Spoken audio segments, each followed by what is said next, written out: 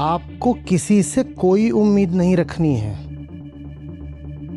हम अपनी उस समय की मानसिक और आर्थिक दशा और व्यवहार को एक आधुनिक जीवन पर लादना चाहते हैं और इसको कहते हैं कल्चर। तो मेरे पेरेंट्स ही नहीं, पूरा एससी समुदाय बिल्कुल डर डर के रहता था और मैंने उस पर क्वेश्चन उठाया कि हम लोग पहले आते हुए भी हैंडपंप से पानी क्यों नहीं भर सकते, घर में पानी की कमी भी है। दर्शन हमारा महान है, धर्म सनातन है, पर संस्कृति के नाम पर तो ये है।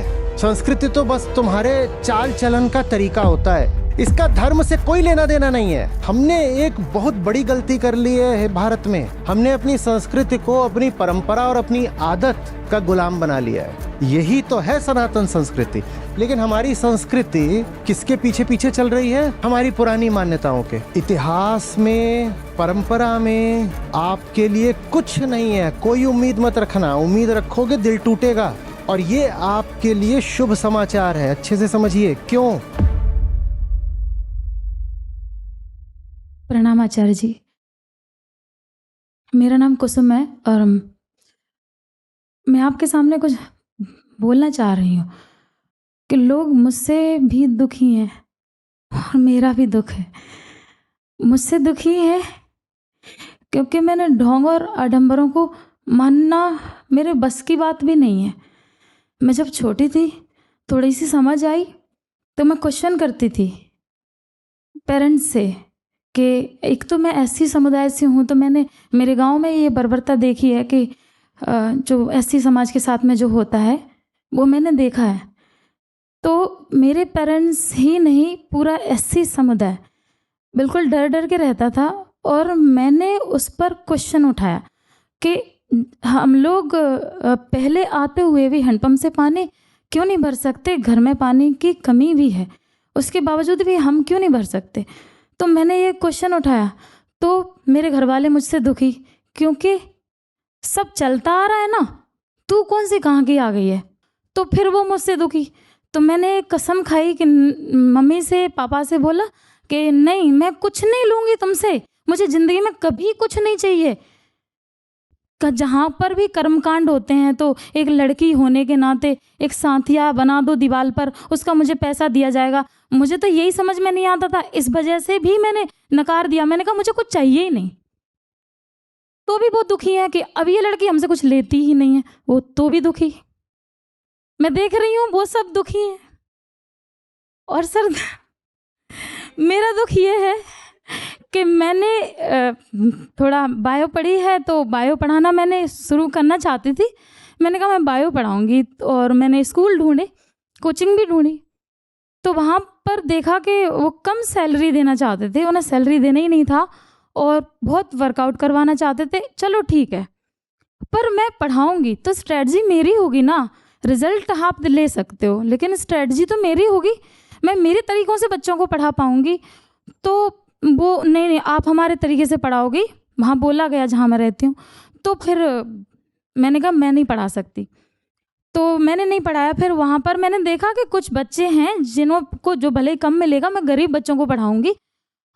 तो वो गरीब बच्चों के पेरेंट्स को मैंने बोला, जिन्हें मैं जानती हूँ, कांटेक्ट किया। तो वो पेरेंट्स से बोला, मैंने कहा आप ना ऐसे ही भेज दिया करो, कम फीस दे देना मुझे, लेकिन मैं आपके बच्चों को बहुत अच्छे से पढ़ाऊँगी। तो वो पेरेंट्स कहने लग गए कि आप इतनी कम फीस में कैसे पढ़ा सकती हो, इतना अच्छा नहीं पढ़ाओगी आप। तो मैं इसलिए दुखी, इजीली स्टूडेंट को कुछ समझ में आ जाता है।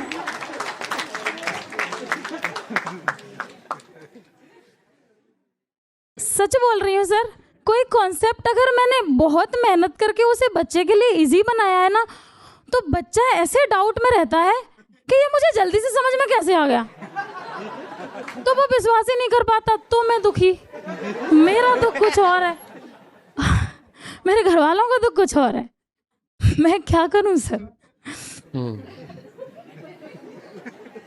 पहले तो बैठ जाइए, कहीं जगह दीजिए, थोड़ा उनको बैठा लीजिए आप। अब हाँ हाँ, यहीं बैठिए, बात करेंगे आपसे। माइक अब इधर आइए। ठीक है, बताने का इनका तरीका रोचक था, मनोरंजक था। आप हंसे भी, आपने तालियां भी बजाई, पर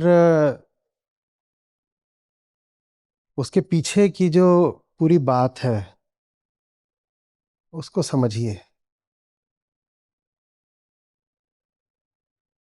एक तो महिला, वो भी उत्तर भारत से। कहाँ से है? सर मैं मध्य प्रदेश से आई हूँ, मुरैना जिले से। ठीक, एक ही बात है, बल्कि और गड़बड़ बात है। महिला हिंदी हार्टलैंड से, और वो भी एससी समुदाय से। सबसे पहले तो उन लोगों को समझना चाहिए जो कहते हैं कि नहीं, हमारी तो जो भारतीय और सनातन संस्कृति रही है वो बहुत बढ़िया रही है।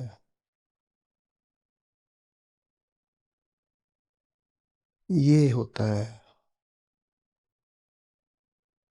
वो अकेली नहीं है। हम भारत की 2/3 3/4 आबादी की बात कर रहे हैं।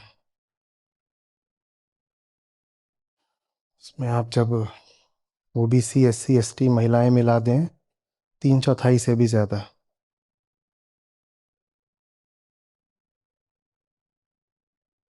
समझ रहे हो आप?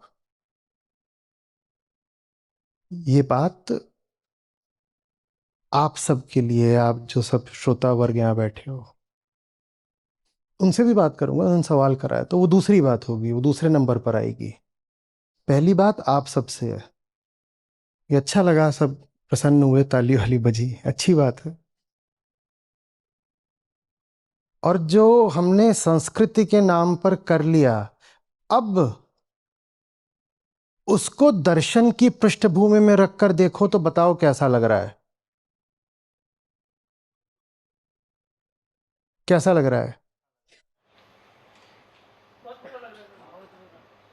पृष्ठभूमि में दर्शन है, और दुनिया का उच्चतम दर्शन वो है, वो बुनियाद है, वो पृष्ठभूमि है। और उस पर हमने ये संस्कृति तैयार करी है। जैसे देने वाले हमें सोने की थालियां दे गए विरासत में, और उसमें हमने अपने लिए कीचड़ परोसा है। पीछे थे हमारे चिंतक विचारक दार्शनिक ऋषि, वो हमें क्या दे गए विरासत में? सोने की थाली पुश्तैनी मिली हुई है दर्शन हमारे पास, उच्चतम दर्शन है हमारे पास। और उस पर हमने कौन सी संस्कृति परोस ली है? कीचड़। अब होगा तुम्हारे पास सोने का बर्तन, खाओगे तो नहीं ना उसको? खाओगे किसको? कीचड़ को खाओगे। वही हम खा रहे हैं, और ऊपर से नारा लगाते हैं कि महान है।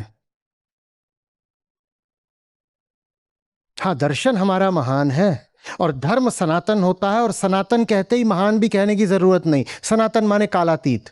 जो कालातीत है वो तो महान से भी आगे निकल गया। दर्शन हमारा महान है, धर्म सनातन है, पर संस्कृत के नाम पर तो ये है। और विडंबना ये कि हम संस्कृति को ही धर्म बनाए बैठे हैं। संस्कृति माने समझते हो क्या होता है? अच्छे समझना। धर्म क्या होता है? क्या बात करी थी? जो तुम भीतर से अहंकार होने के नाते बने बैठे हो, बंधक, क्षुद्र, और जो तुम हो सकते हो आजाद, उन्मुक्त, उन दोनों को जो जोड़ता है, जो तुम्हें यहां से वहां जाने का रास्ता देता है, उसको बोलते हैं धर्म। तुम्हारे संकीर्ण यथार्थ और तुम्हारी अनंत संभावना के बीच जो पुल है उसको बोलते हैं धर्म। तो धर्म ये होता है। दर्शन जानते ही हो क्या होता है? सत्य की खोज को कहते हैं दर्शन। ये संस्कृति फिर क्या चीज होती है? दर्शन हम समझ गए, धर्म हम समझ रहे हैं, गीता के साथ हैं हम, धर्म हम समझ रहे हैं। ये संस्कृति क्या चीज होती है? जिन बातों का तुमने अभ्यास कर लिया हो बहुत समय से, उसे बोलते हैं संस्कृति। जो आचार विचार, आहार व्यवहार तुम चलाते ही आ रहे हो, उसको बोलते हैं संस्कृति। संस्कृति इससे ज्यादा कुछ भी नहीं होती, कोई दम नहीं होता संस्कृति में। संस्कृति पूजने की चीज नहीं होती है। संस्कृति तो बस तुम्हारे चाल चलन का तरीका होता है। आप पूछोगे कल्चर में क्या तत्व आते हैं, तो आपको ये सब पता चलेगा। अच्छे से देख लीजिएगा, वहां विस्तार से पता चल जाएगा आप पढ़ोगे तो। उदाहरण के लिए आपका खाना पीना कल्चर में आता है। डाइटरी हैबिट्स वो कल्चर का हिस्सा है। आप किसी से मिलते हो तो बस यूं करते हो कि यूं करते हो, ये कल्चर में आता है, व्यवहार का तरीका है। आपकी जो मान्यताएं होती हैं बहुत सारी, कि पेड़ पर भूत रहता है कि नहीं रहता है, और मरने के बाद 4 दिन शोक करना चाहिए कि 8 दिन शोक करना चाहिए, ये सब कल्चर में आता है। इसका धर्म से कोई लेना देना नहीं है, और दर्शन से तो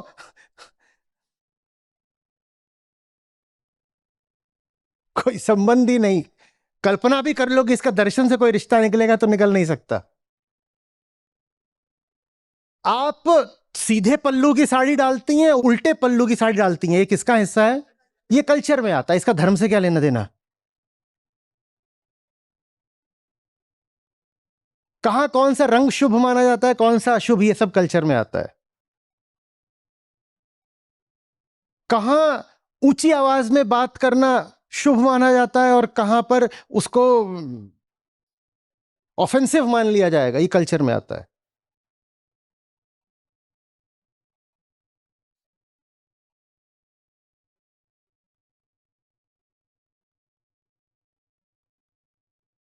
शिल्प, आर्किटेक्चर, ये भी कल्चर का हिस्सा होता है एक तरह से। लोग अपने घर किस तरह बनाते हैं, इमारतें किस तरह बनाते हैं, ये सब भी कल्चर में आता है। ये संस्कृति है तो बहुत छोटी चीज, लेकिन जीते तो हम उसी को है ना। तो इसलिए बहुत जरूरी है कि संस्कृति आदत पर नहीं, दर्शन पर आधारित होनी चाहिए। संस्कृति मान्यता पर नहीं, दर्शन पर आधारित होनी चाहिए। हमने एक बहुत बड़ी गलती कर ली है भारत में। हमने अपनी संस्कृति को, अपनी परंपरा और अपनी आदत का गुलाम बना लिया है, और उसी को हम महानता बोलते हैं। हम कहते हैं जैसा अभी 100-200 साल पहले जो हो रहा था, यही तो है सनातन संस्कृति। संस्कृति पहली बात तो सनातन होती नहीं, संस्कृति रोज बदलती है। संस्कृति रोज बदलती है।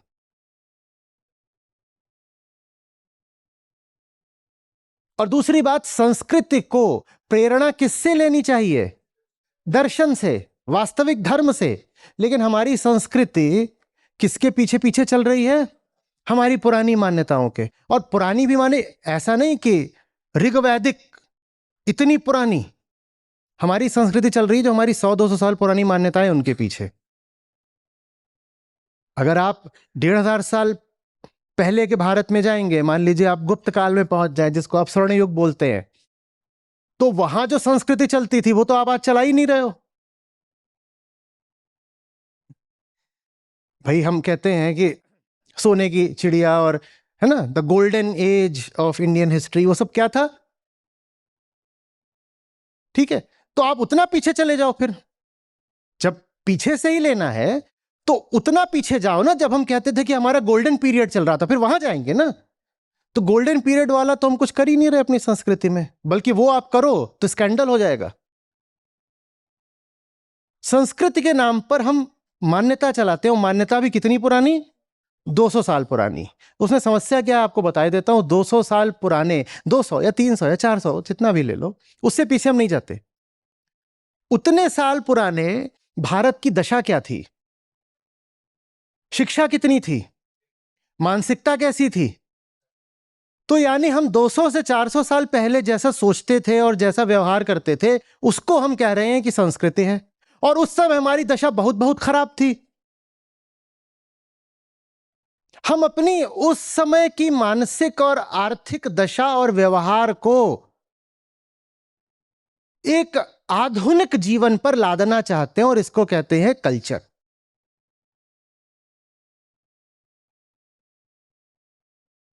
कि गाड़ी भी आ गई है तो नींबू फोड़ेगी पहले।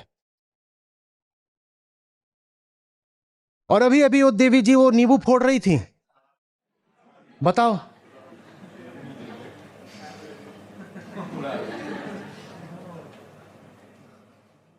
और वो क्यों ना फोड़े, हमारे तो जब फाइटर जेट भी आते हैं तो पहले नींबू फोड़ते हैं। समझ में आ रही है बात? जब आप बोलते हो कि पीछे जो चला आ रहा है वही कल्चर है, तो मैं पूछ रहा हूं कितना पीछे? चलो फिर सीधे वैदिक काल में चलते हैं ना, क्योंकि तभी तो हमारे ऋषि थे। चलते हैं ईसा से लगभग 2000-3000 साल पहले। उस समय की संस्कृति का पालन करेंगे, पर उस समय की संस्कृति तो बहुत उदार थी और बहुत खुली हुई थी। वो संस्कृति आज ले आओ तो आपको बोलेंगे कि ये तो नास्तिक है और समाज विरोधी है और धर्म विरोधी है और राष्ट्र विरोधी है, सब लगा देंगे आप पर। जो असली वैदिक संस्कृति है,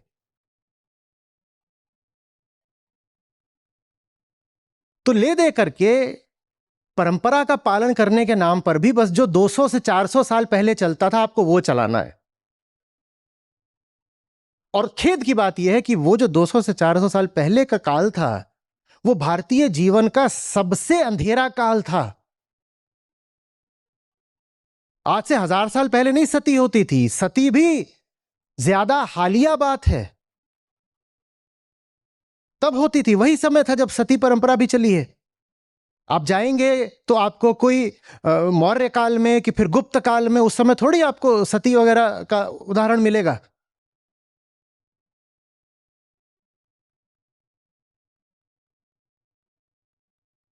मौर्य की बात करें तो उस समय थोड़ी इतना जातिवाद मिलेगा। चंद्रगुप्त मौर्य क्या था? सवर्ण था, ब्राह्मण था, क्षत्रिय था, लेकिन सबसे बड़ी सल्तनत का राजा था मगध। हम डायोजनीस की बात कर रहे थे, अलेक्जेंडर को किसने वापस भेजा था? वो सवर्ण नहीं था चंद्रगुप्त मौर्य जिसने सिकंदर को वापस भेज दिया था।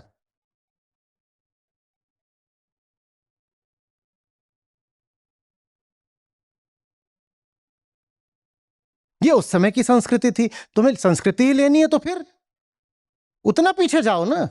हम अभी की जो चलता था ये लेना चाहते हैं, और उसको हम कहते हैं कि नहीं हमें शुद्ध देशी रखनी है। अब शुद्ध देशी में तुम क्या रखोगे? अभी हमने कहा आप खाने पीने का आपका जो तरीका है वो संस्कृति में आता है। आपकी प्लेट पर कुछ बचेगा ही नहीं खाने पीने को, अगर आप वो सब हटाना चाहते हो जो भारतीय नहीं है। चाय विदेशी, समोसा विदेशी, जलेबी विदेशी, आलू विदेशी, टमाटर विदेशी, पुलाव विदेशी, बिरयानी विदेशी।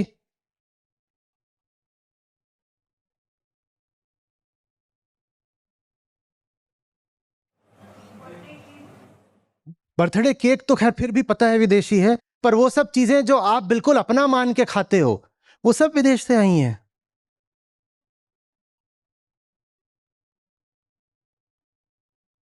आलू तो बहुतों का दिल तोड़ता है, कहते आलू ये विदेशी है। हाँ।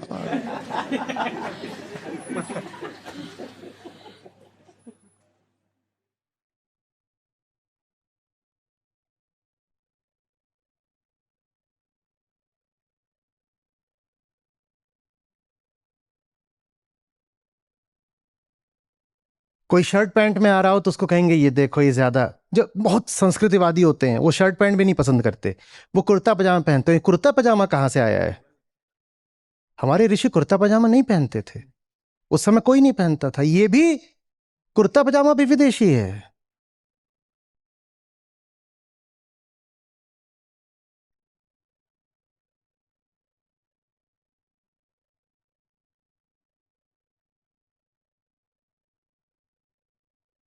संस्कृति के नाम पर ये सब चल रहा है अभी भी। नहीं तो एक पढ़ी लिखी लड़की को उपहास, उपेक्षा, अपमान का सामना क्यों करना पड़ेगा? बस यही कह के तो कि हमारा कल्चर है, ऐसा होता आया है। कोई तर्क नहीं है, कोई विज्ञान नहीं है।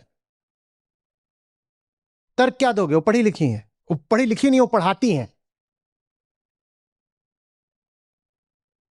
कैसे उपेक्षा कर लोगे?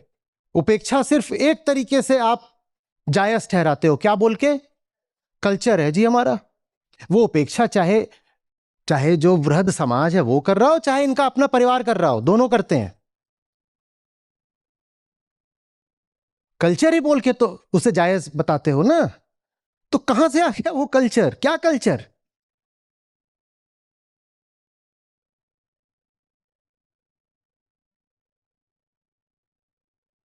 तीसरे नंबर पर आती है संस्कृति, सबसे ऊपर आता है दर्शन, फिर आता है धर्म, फिर संस्कृति आती है। हमने संस्कृति को धर्म और दर्शन दोनों से बड़ा बना दिया।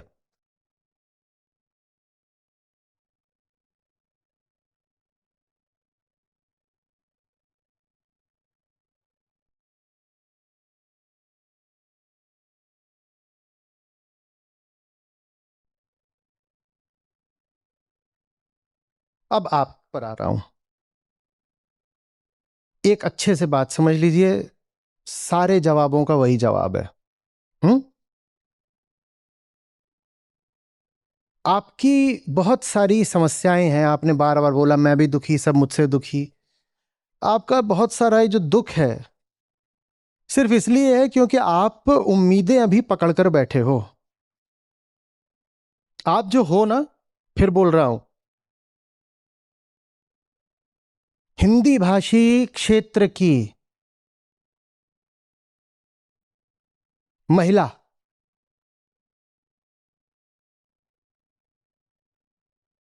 और वो भी एससी समाज से। Yes sir. आपको किसी से कोई उम्मीद नहीं रखनी है। इतिहास में, परंपरा में आपके लिए कुछ नहीं है, कोई उम्मीद मत रखना। उम्मीद रखोगे दिल टूटेगा। और ये आपके लिए शुभ समाचार है, अच्छे से समझिए। क्यों? क्योंकि अगर वहां आपके लिए कुछ है ही नहीं तो फिर आपको उसकी कदर करने की भी कोई जरूरत नहीं है। यस।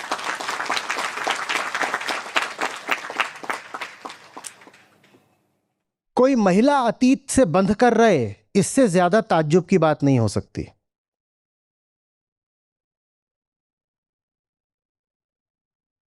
और कोई दलित महिला भी अतीत से बंध कर रहे, ये तो महान आश्चर्य की बात है। अतीत में तुम्हारे लिए है क्या रूढ़ियों और बंधनों के अलावा? क्यों पकड़ रहे हो अतीत को? जिनको अतीत से माल मलाई मसाला मिलता है वो अतीत के गुणगान करें तो समझ में भी आता है, क्योंकि वो अतीत की जितनी बात करेंगे उन्हें कुछ लाभ होगा। और कोई लाभ हो ना हो, अहंकार ही चौड़ा होगा कि हमारा अतीत ऐसा, अतीत में ये, अतीत में बोला गया था कि हम आए। आपके लिए अतीत में क्या है? आप क्यों पकड़े बैठे हो? बस आप उम्मीद करते हो, आप उम्मीद करते हो कि देखो ये है, इनसे हमें ये मिलेगा। उनसे आपको कुछ नहीं मिलने वाला। आप जितना उनका मुंह देखोगे उतना आपका दिल टूटेगा, बस, और कुछ नहीं। सर मैं उम्मीदें नहीं करती, वो तो मैंने बात आपके सामने रखी ही थी। और आप उम्मीद नहीं करते तो आपको ये समस्या क्यों होती कि वो मुझसे दुखी है, वो मेरी ऐसे कर रहा है, ये ऐसे कर रहा है? वो ऐसा ही करेंगे क्योंकि अतीत ऐसा ही रहा है। और आपको इस बात के लिए तैयार होना चाहिए। आपका जवाब क्या होना चाहिए? सुनिए, तुम वो करोगे ना जिसमें तुम्हें तुम्हारा हित दिखता है। तुम्हें तुम्हारा हित दिखता है अतीत पर चलने में, और मुझे मेरा हित दिखता है अतीत को तोड़कर उड़ जाने में। उड़ जाओ, यस इसके सर। अलावा तुम्हारे पास कोई रास्ता नहीं है, कोई रास्ता नहीं है। और सर मेरी ऐसी कोई लालसा नहीं है कि मुझे लोग सुने, अगर सुने तो सुने फिर। पर मैं ये बोलना चाह रही हूँ कि मैं बायो पढ़ाती हूँ, तो मैंने कई बार कई महिलाओं को, मेरी जैसी समस्याएं भी देखी हैं मैंने महिलाओं की, पर मैंने उन्हें बहुत समझाने की भी कोशिश की है कि जैसे मैंने सब छोड़ दिया, लेन देन छोड़ दिया, सब छोड़ दिया, तो कम से कम मैं अपने आप को आज़ाद कर पाई हूँ। तो आप छोड़ो। उन्हें मैंने समझाने की भी कोशिश की है, सब बात किसी ने नहीं समझा। और स्टूडेंट जो मेरे आते हैं मैं उनको भी बोलती हूँ लेकिन नहीं समझा। लेकिन अच्छी बात ये है कि मैं जब एक चैप्टर है इवोल्यूशन बायो में, उसके थ्रू मैं बच्चों को गीता से और आपसे कनेक्ट करने की कोशिश करती हूँ, तो पहले से ज़्यादा। नहीं, अभी कनेक्ट नहीं कर पाओगे क्योंकि अभी आपने ही नहीं समझी मेरी बात। जी सर। आप जिन्हें समझा रहे हो ना, बहुत कम संभावना है कि वो समझेंगे, बहुत कम संभावना है। हर तरह का बीज अपने अनुकूल जमीन मांगता है पहले।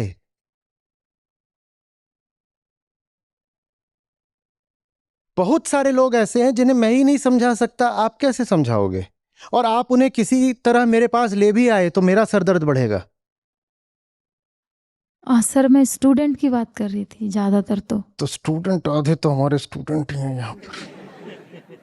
उनमें से बहुत सारे हैं जिनको इवोल्यूशन से समस्या है, बहुत सारे हैं। हमारे भी स्टूडेंट्स हैं जो कहते हैं कि अगर इवोल्यूशन हुआ है, माने क्या ये बंदर वाली बात हमें अच्छी नहीं लगती?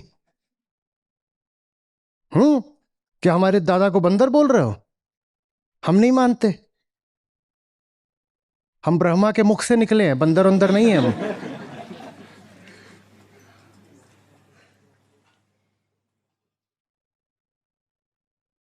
अच्छी बात है कोई समझ जाए तो, मैं भी आपको समझा रहा हूं तो अच्छा लगता है आप समझ जाओ तो। पर तथ्यों को आप ध्यान में रखो। आप अच्छी स्थिति में, अच्छी जगह में नहीं हो, और आपका लिंग भी खतरनाक है। तथ्य यह है कि यहां यह संभावना कि लोग आपकी बात को सुनेंगे समझेंगे बहुत कम है।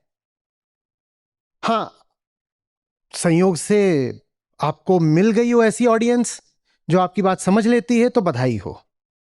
आपको मिल गया हो ऐसा माहौल और ऐसा प्रिंसिपल स्कूल का या कॉलेज का जो भी है, जो आपको आपके हिसाब से बच्चों को पढ़ाने देता हो, तो अच्छी बात है। पर संभावना कम है, तो उम्मीद बांधे मत बैठे रह जाना।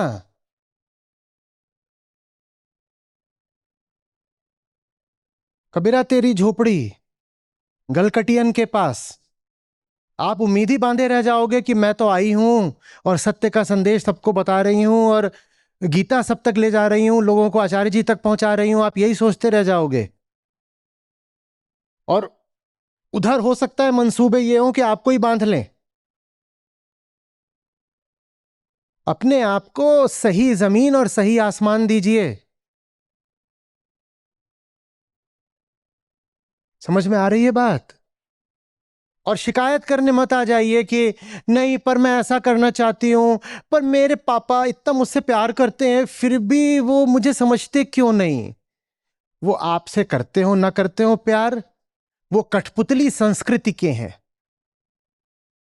आपके देखे, वो आपके पिताजी हैं। अपने केंद्र से वो संस्कृति की कठपुतली हैं। वो उसकी खातिर आपकी बलि भी देने को तैयार हो जाएंगे। ये देख रहे हो ना, ये सब जो ऑनर किलिंग और ये और वो, ये और क्या होता है। और आप ऐसे बिल्कुल नादान मासूम बन के आओगे, नहीं पर मेरे डैडी और मेरे हबीब मुझे समझते क्यों नहीं।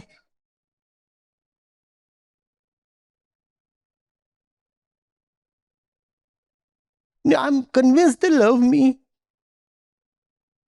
but still they don't let me be free. Golu, तुझ पता भी है तुझे कुछ?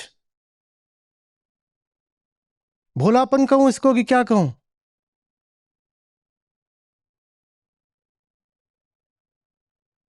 बहुतों को ये रहता है कि नहीं, वैसे तो सब बहुत अच्छे हैं मेरे उधर, लेकिन वो अभी ना वो थोड़ा प्रेशर आ रहा है, वो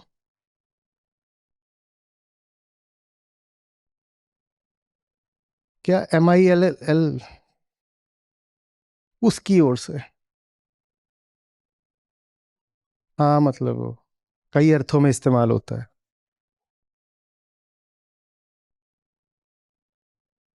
यतीन जी समझ गए कि एक बेबी तो और कर लो ना। नहीं, वैसे तो सब बहुत अच्छे हैं लेकिन वो पता नहीं इस बात को क्यों नहीं समझ रहे। तुम नारी हो।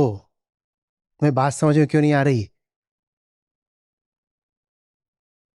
ये जो हमारा ऊंचे से ऊंचा देश था ना, अभी जो ये बन गया है, इसमें तुम्हारे लिए बहुत कम जगह है। और फिर कहता हूं, इससे बड़ी विडंबना नहीं हो सकती कि जिस जमीन पर अहम ब्रह्मास्मि उच्चारित हुआ था, उस जमीन पर जाति और लिंग आधारित इतनी क्रूरता चली। तो किसी दिवा स्वप्न में मत रहना। बुलबुलों के भीतर जियोगे तो बहुत चोट लगेगी, नीचे गिरोगे।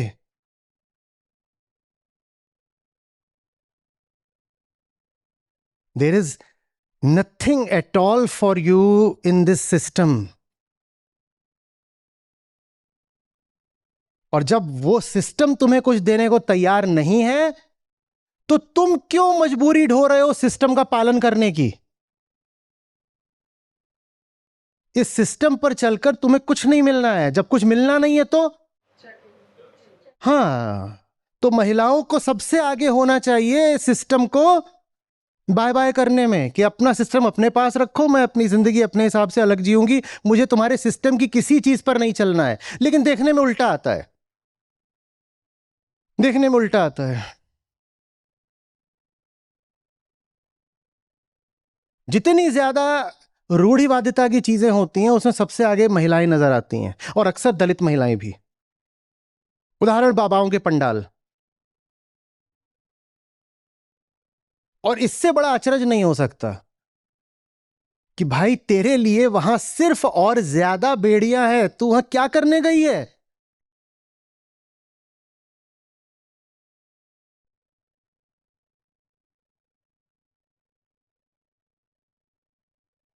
You should be the first to discard the past. It holds nothing for you.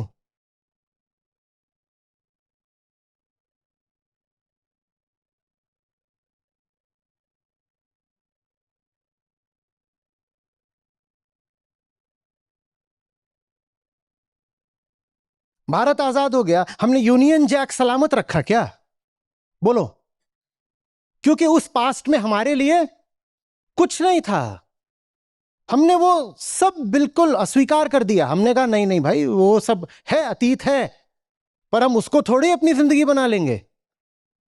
हमने अंग्रेजों की इमारतों के नाम बदल दिए, सड़कों के नाम बदल दिए, झंडा बदल दिया, संविधान बदल दिया, जो बदल सकते थे सब बदल दिया। क्योंकि वो था लेकिन उसमें हमारे लिए कुछ नहीं था। वो था लेकिन उसमें, इसी तरीके से इस संस्कृति का जो अतीत है उसमें तुम्हारे लिए कुछ नहीं है। हां, भारतीय दर्शन में आपके लिए बहुत कुछ है, भगवत गीता में आपके लिए बहुत कुछ है, उपनिषदों में आपके लिए बहुत कुछ है, लेकिन ये जो कंटेम्प्रेरी कल्चर है इसमें आपके लिए कुछ नहीं है।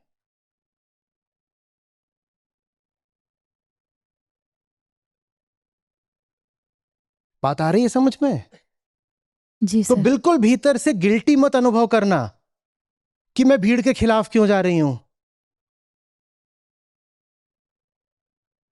आप लोग भीतर से ना बहुत जल्दी वैसे भी हो जाते हो कि अरे मैं तो अच्छी बच्ची हूं ना।